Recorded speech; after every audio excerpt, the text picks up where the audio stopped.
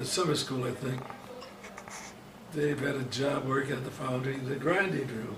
It was my summer after I graduated from high Oh, school, was it after which high would have school? been in 1968.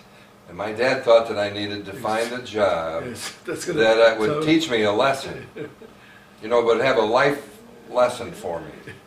And he did. And he found working at the, what is the room?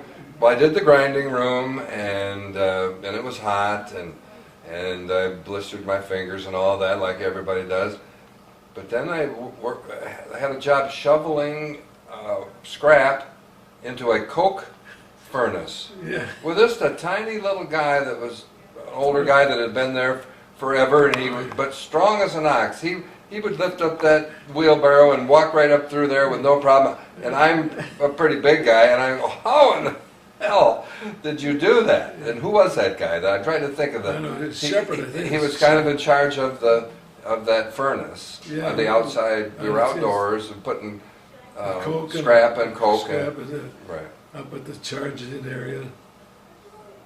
And that was, I would come home from work totally blackened, and it up my nose and all over. And my dad would laugh and said, "This is just right. That's so, Well, he wanted show to- you what a real hard job is like." Well, he was right, Right. And of course,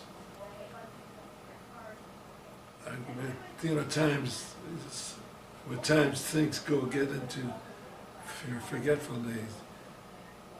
But I always remember that you were always kind of neat, and you'd wash your face or something, and you'd go home, you'd have your head out the window to get refreshed and so forth.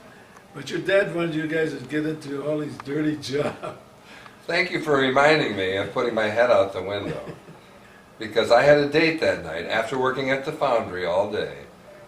I had a date and I didn't have much time. I had a quick shower, stuck my head out the window, and went into the ditch and hit a culvert and knocked 2 tires right off of the car. Yeah, well, that's what you said about putting your head out the window. That's what reminded me. My dad looked at that car and shook his head. He didn't like me having a little bit longer hair anyway. I know. Remember, he was against that. the hair deal. Right. And he had good principles. I loved the guy. Yes, He was my kind of a guy. I know. And he had that boxer shuffle, Yeah.